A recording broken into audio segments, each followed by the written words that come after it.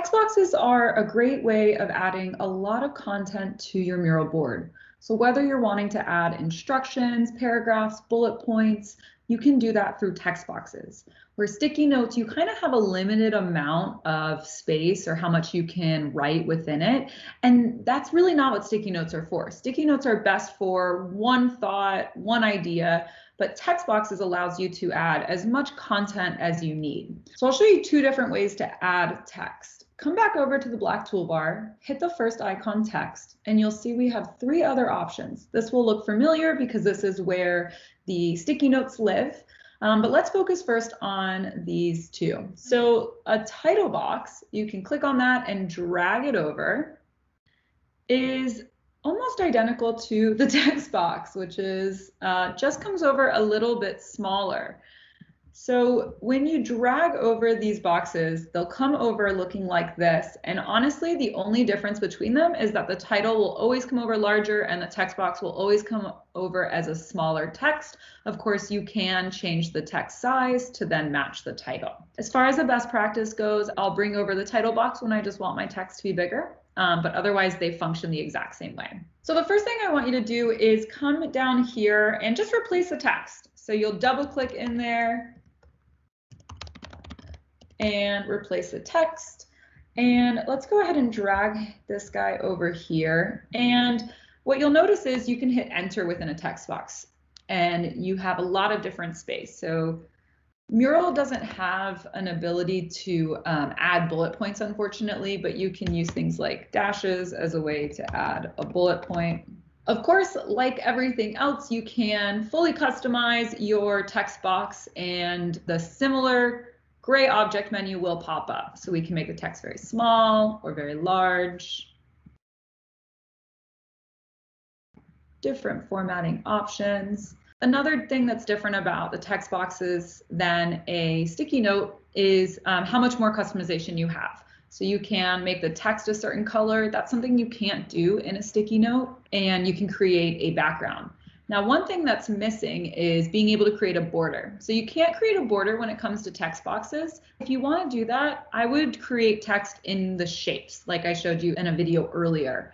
Text boxes really are for instructions or paragraphs or things like that. And usually we use less design when it comes to text boxes. So if you're looking for maybe a title or something like that that you want to have a lot of design around, I'd maybe consider using shapes and then using text boxes for situations like this where you want to have clear communicated content.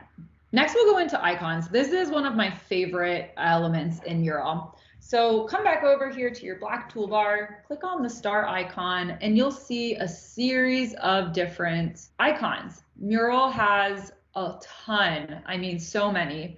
I am going to search for lion, and you'll see there are dozens and dozens of lions that I can choose from. So what you'll do is just select an icon and similarly drag it on over.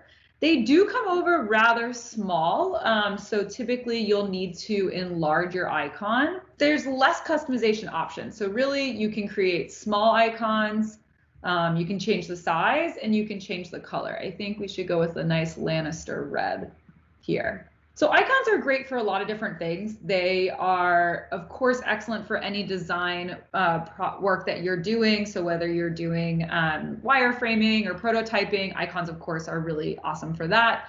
They're also really lovely for wayfinding and creating directions within your mural board. So you'll see this is an icon here, another one here, and can just help add more design, but also more visual direction within your mural board. One of my favorite ways to use icons and how we're seeing a lot of folks at ICF use icons is a way of giving feedback. Quite often we'll use things like, let's say, this thumbs up icon as a way to give feedback on different notes that we like or different solution ideas that we like.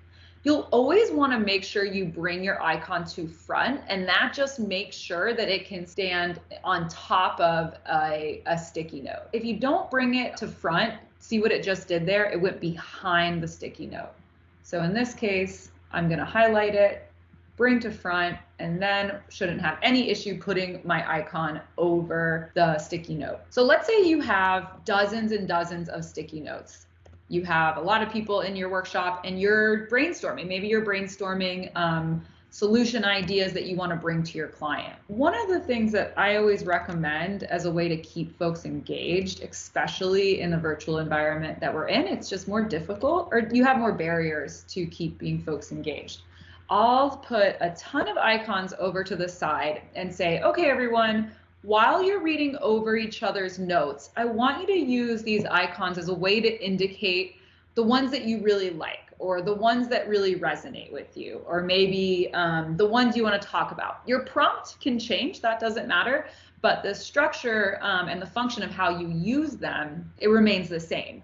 And so you can either say, okay, everyone has 4 icons that they can use and use them on your top ideas that you like, or you can say, let's create some heat around the ideas that you think are the most important, and we'll spend some time talking about those. Then what you'll see is that you have a lot of icons on some, and maybe some icons only get 1 or 2, and then you know which ones are kind of the most important to focus on. So you could say, all right, well, this one has a lot of heat because of the icons. We'll start here, kind of work our way through these. And then you can decide if these only have 1 or 2 icons, that doesn't really have as much heat, so it might not be worth having the conversation. This is really great when you have a lot of sticky notes and you want to prioritize down to maybe a smaller subset of sticky notes to have a conversation around, or maybe after you've taken it to a smaller set of sticky notes, had your conversations, then after maybe you go through a voting session to get to 4 ideas or 3 ideas or whatever it is. So icons just create a really fun way of being able to give each other feedback. I also will use icons on process flow projects. So maybe we have a series of Post-it notes that explain the flow, and then I can have different icons mean different things. So maybe we have a light bulb icon represent where we have an idea to improve that part of the process. And maybe we have this kind of hazard sign when we want to showcase that this is actually a part of the process that's not quite working. And we have some opportunities to fix that. And then maybe you have a heart around a part of the process that's working super, super well, and we definitely don't want to mess with that. So icons can be a really, really great way to visually highlight breakdowns, or give feedback on ideas that we really like, or just show how we feel about what we're seeing using the different visual cues. Lastly, I want to talk about comments. This is our last way of bringing text into a mural board. And so come back over to the text icon and drag and drop an icon onto the board. So let's say I want to leave a comment about this text here.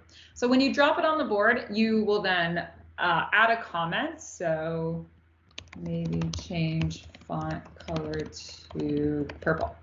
And then it lives under our comments section.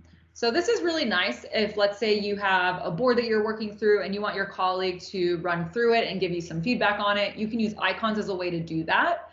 You can select a certain icon or a certain comment and then see what it is. You can reply to that comment. And then you can also see all the comments in the board by coming up here to the right-hand corner, hitting comments, and you'll see every single comment that's there. And maybe you choose that as your way of finding where they are. So this is a really nice feature because it will move you around the board from comment to comment.